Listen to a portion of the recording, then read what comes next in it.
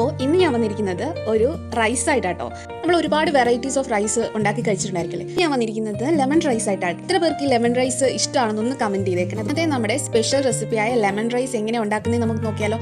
അപ്പോൾ ഈ lemon rice ലഞ്ചായിട്ടും അതുപോലെ തന്നെ കുട്ടികൾക്ക് സ്കൂളിലൊക്കെ കൊടുത്തു വിടാൻ പറ്റും ഒരു ടിഫിൻ ബോക്സ് ലഞ്ചായിട്ടും ഒക്കെ ഇതുണ്ടാക്കി കൊടുത്തു വിടാവുന്ന കേട്ടോ. അപ്പം ആദ്യം തന്നെ പാൻ അടുപ്പ് വെച്ച് ചൂടായതിനു ശേഷം അതിലേക്ക് എണ്ണ ഒഴിക്കണം. എണ്ണ ഒഴിക്കുമ്പോൾ ഞാൻ സൺഫ്ലവർ ഓയിലാട്ടോ എടുത്തിരിക്കുന്നത്. ഏത് റിഫൈൻഡ് ഓയിലും നിങ്ങൾക്ക് യൂസ് ചെയ്യാവുന്നതാണ്. അപ്പോൾ അതൊന്ന് ചൂടായതിനു ശേഷം ഇതിലേക്ക് ഉഴുന്ന് പരിപ്പ്, കടലപ്പരിപ്പ്, കാഷ്നട്ട്, കപ്പലണ്ടി ഇത്രയിട്ട് നന്നായിട്ടൊന്ന് ഫ്രൈ ചെയ്തെടുക്കണം. ഒരുപാട് മൊരിയണ്ട, ജസ്റ്റ് ഒന്ന് ഫ്രൈ ചെയ്തതിന് ശേഷം ഇതിലേക്ക് പച്ചമുളക് അരിഞ്ഞതും അതുപോലെ കുറച്ച് മഞ്ഞപ്പൊടിയും കൂടി ഇടണം. അപ്പോൾ പച്ചമുളക് അതിൻ്റെ ഒരു എരിക്ക് വേണ്ടിയും മഞ്ഞപ്പൊടി അതിൻ്റെ ഒരു കളറിന് വേണ്ടിയുമാണ് നമ്മൾ യൂസ് ചെയ്യുന്നത്. അപ്പോൾ ഇത്രയിട്ട് നന്നായിട്ട് മൂപ്പിച്ചതിന് ശേഷം ഇതിലേക്ക് നാരങ്ങയുടെ നീരൊഴിക്കണം. അപ്പോൾ ഞാനിവിടെ എടുത്തിരിക്കുന്നത് ഒരു നാരങ്ങയുടെ നീരാട്ടോ, ഒരു ഫുൾ നാരങ്ങയുടെ നീരെടുത്തിട്ടുണ്ട്. അപ്പം നാരങ്ങയുടെ നീരൊഴിക്കുമ്പോൾ നമ്മൾ ശ്രദ്ധിക്കേണ്ട ഒരു കാര്യം, സ്റ്റൗ ഓഫ് ചെയ്തിട്ട് വേണം നമ്മൾ അതിലേക്ക് നാരങ്ങ നീരൊഴിക്കാൻ. കാരണം ഇത് സ്റ്റൗ ഓൺ ചെയ്ത് വെച്ചിട്ട് ആ സമയത്ത് ഒഴിക്കുന്നെങ്കിൽ ഇതിനൊരു കയ്പ് ടേസ്റ്റ് വരാൻ ചാൻസ് ഉണ്ട്. അപ്പം സ്റ്റൗ ഒന്ന് ഓഫ് ചെയ്തതിന് ശേഷം വേണം ഈ നാരങ്ങയുടെ നീരൊഴിക്കാൻ. നാരങ്ങയുടെ നീരും ഉപ്പും കുറച്ച് മല്ലിയിലയും കൂടി ഇട്ട് നന്നായിട്ട് മിക്സ് ചെയ്തതിന് ശേഷം ഇതിലേക്ക് വേവിച്ച് വെച്ചിരിക്കുന്ന റൈസ് ഇടണം. അപ്പോൾ ഇത് ഞാൻ വേവിച്ചൂറ്റിയെടുത്ത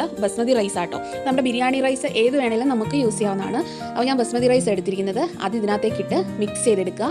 ഇത്രയേ ഉള്ളൂ, വളരെ ഈസിയാണ്. ഈ സമയത്ത് ഉപ്പും പുളിയും ഒക്കെ നമുക്ക് നോക്കാവുന്നതാണ്. പുളി ഉപ്പ് എന്തെങ്കിലും കുറവുണ്ടെങ്കിൽ നമുക്ക് അതിലേക്ക് ആഡ് ചെയ്യാവുന്നതാണ്. ഇപ്പം പുളി കുറച്ച് കുറവാണെന്നുണ്ടെങ്കിൽ കുറച്ച് നാരങ്ങ നീരോടെ നമുക്ക് ആഡ് ചെയ്യാവുന്നതാണ്. അതുപോലെ ഉപ്പും നോക്കിയിട്ട് നന്നായിട്ട് മിക്സ് ചെയ്ത് കൊടുക്കണം.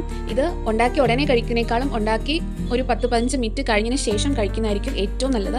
അപ്പോൾ കഴിച്ചാലും വലിയ കുഴപ്പമൊന്നുമില്ല, പക്ഷേ കുറച്ചും കൂടെ എല്ലാം പിടിച്ച് സെറ്റ് ആകണമെങ്കിൽ ഒരു 10 മിനിറ്റെങ്കിലും നമ്മളിത് അടച്ചു വെക്കണം. അപ്പോൾ ഇത്രയേ ഉള്ളൂ, വളരെ വളരെ സിമ്പിൾ ആയിട്ടുള്ള റെസിപ്പിയാണ്. റൈസ് വേകുന്ന താമസം മാത്രമേ ഉള്ളൂ, ബാക്കിയെല്ലാം ഭയങ്കര ഈസിയാണ്. നമുക്ക് പെട്ടെന്ന് ഉണ്ടാക്കാൻ പറ്റുന്ന ഒരു ലെമൺ റൈസ് ആട്ടോ ഇത്. അപ്പോൾ ഇത് കുട്ടികൾക്കൊക്കെ വളരെ ഇഷ്ടപ്പെടുന്നതാണ്. നിങ്ങൾക്ക് ലഞ്ച് ബോക്സ് റെസിപ്പി ആയിട്ട് ഉണ്ടാക്കാൻ പറ്റും. ഇതിൻ്റെ ഒരു പ്രത്യേകത എന്ന് വെച്ചാൽ നമുക്ക് ഇതിന് ഒരു സൈഡ് ഡിഷിൻ്റെ ആവശ്യമില്ല. നമുക്ക് വേണമെന്നുണ്ടെങ്കിൽ സാലഡോ ചിക്കൻ ഗ്രേവിയോ എന്ത് വേണം യൂസ് ചെയ്യാം. പക്ഷേ ഇത് തന്നെയാണെങ്കിലും കഴിക്കാൻ നല്ല ടേസ്റ്റ് ആട്ടോ. അപ്പോൾ എല്ലാവരും ഉറപ്പായിട്ടും ഇതൊന്ന് ട്രൈ ചെയ്ത് നോക്കിയിട്ട് നിങ്ങളുടെ അഭിപ്രായം പറയണം കേട്ടോ.